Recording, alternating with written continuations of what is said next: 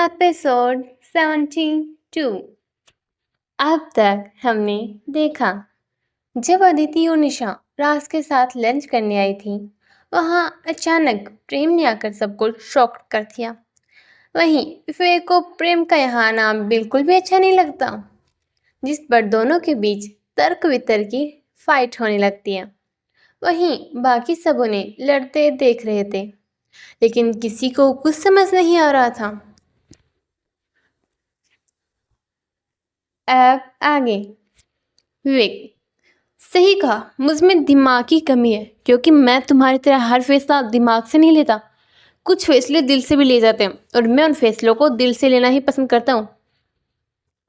विवेक की बात सुनकर प्रेम एक सरकास्टिकली स्माइल के साथ उससे कहता है, यही तो तुम्हारी प्रॉब्लम है।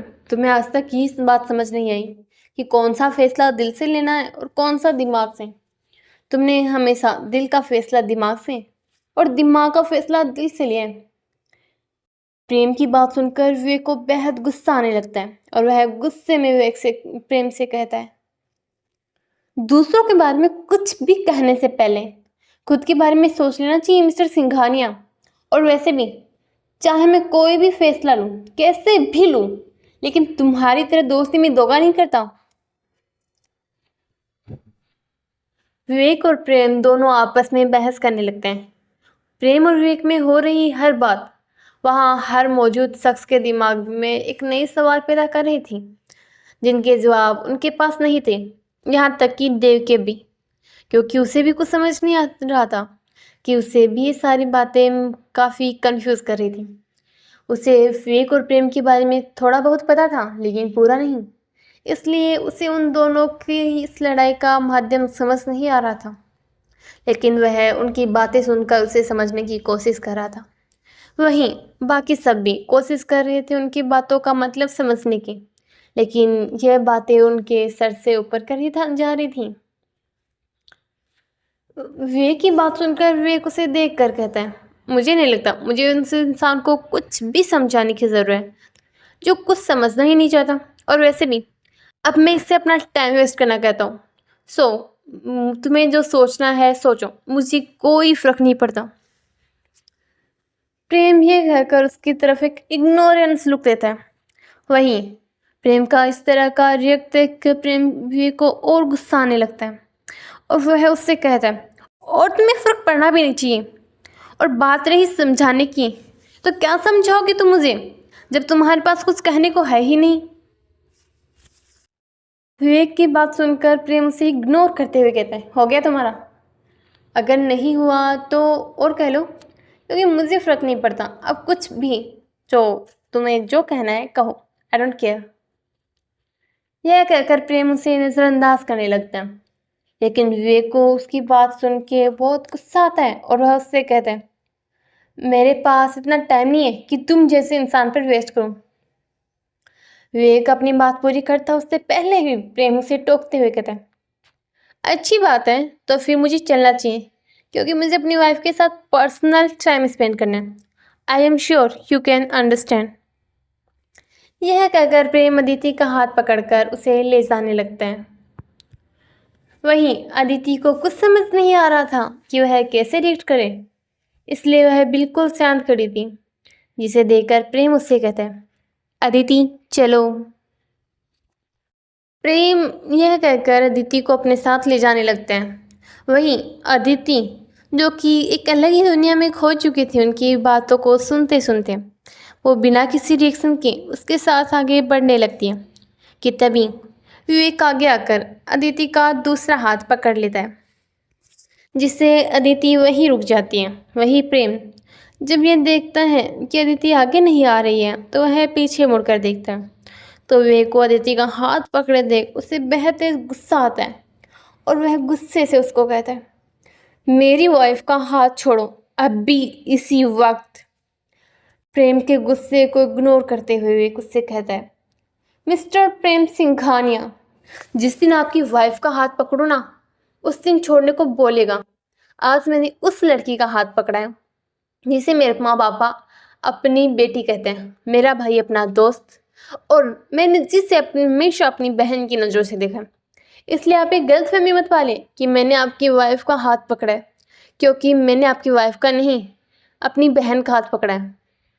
विवेक की बात सुनकर प्रेम गुस्से भरी निगाहों से उसे देखते हुए कहता है, मुझे नहीं पता था कि मिस्टर विवेक कपूर की आदत इतनी खराब है कि वह ये भूल जाएंगे कि जिसे वे अपनी बहन कह रहे हैं उसे मैंने थोड़ी देर पहले अपनी वाइफ के रूप में इंट्रोड्यूस करवाया। यह कहकर प्रेम अदिति के हाथ को और कसकर पकड़ लेता है, लेकिन इस बात का भी ध्यान रखता है कि अदिति का हाथ ज़्यादा तेज पकड़ने से उसे तकलीफ ना हो। वही विवेक प्रेम की बात सुनकर उससे कहता है, मेरी याददाश्त बिल्कुल ठीक है मिस्टर सिंघानिया, आप फिक्र मत करिए। लेकिन आप शायद ये भूल रहे हैं, एक औरत का किसी एक से ही रिश्ता नहीं होता, वह कई रिश्तों से बंधी होती है, जिनमें एक माँ बेटी का रिश्ता, एक भाई बहन का रिश्ता, एक दोस्त का रिश्ता, जैसे कई रिश्ते आते हैं। ऐसे में अगर मैंने अपनी बहन का हाथ पकड़ा है तो गलत नहीं हुआ, समझ आया? विवेक की बात सुनकर प्रेम उसे देखकर सरकास्टिकली स्माइल के साथ कहते हैं, बिल्कुल गलत नहीं है मिस्टर कपूर। अगर आपकी जगह कोई और होता जो मेरी वाइफ से किसी प्रकार का रिश्ता रखता तो मैं उसे कभी नहीं टोकता, लेकिन आपसे मुझे इश्यू है क्योंकि मैं नहीं चाहता मेरी वाइफ किसी ऐसे इंसान से कोई भी रिश्ता रखे जो गुस्से में आने के बाद उन रिश्तों की कोई कदर ही नहीं करता। प्रेम ने यह बात विवेक को तंज कसते हुए कहा था, जिसे देखकर विवेक उससे कहता है, किसे कदर है किसे कदर नहीं, ये बात मुझे तुम्हें बताने की जरूरत नहीं, जिसने खुद कभी किसी रिश्ते को निभाना सीखा ही नहीं।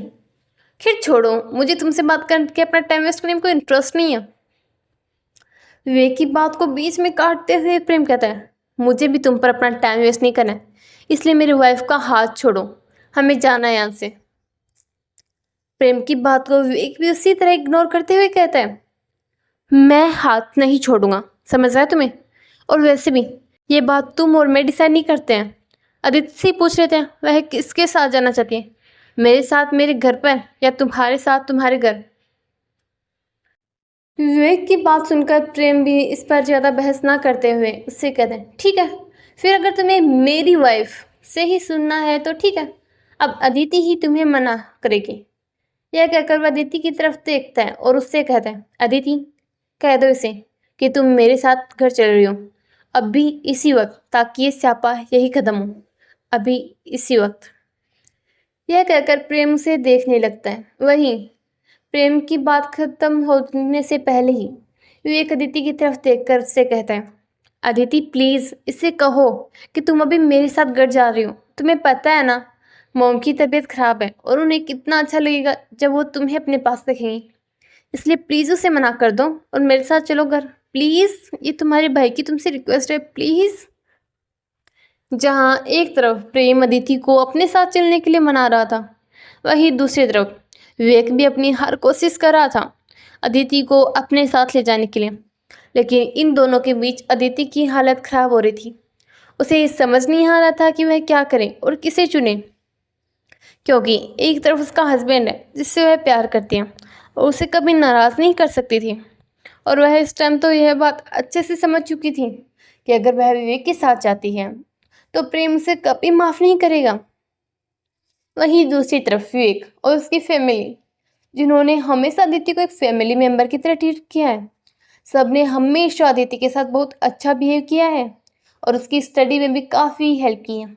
जहाँ पैसे आने पर कुछ लोगों को घमंड हो जाता है, वहाँ विवेक की फैमिली बिल्कुल भी ऐसी नहीं थी।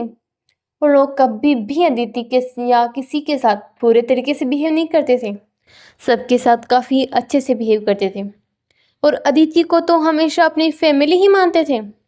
ऐसे में आज जब विवेक ने उसे बताया कि उसकी मॉम की तबीयत खराब है, वह उनसे मिलने ना जाकर उन्हें हर्ट नहीं करना चाहती थी।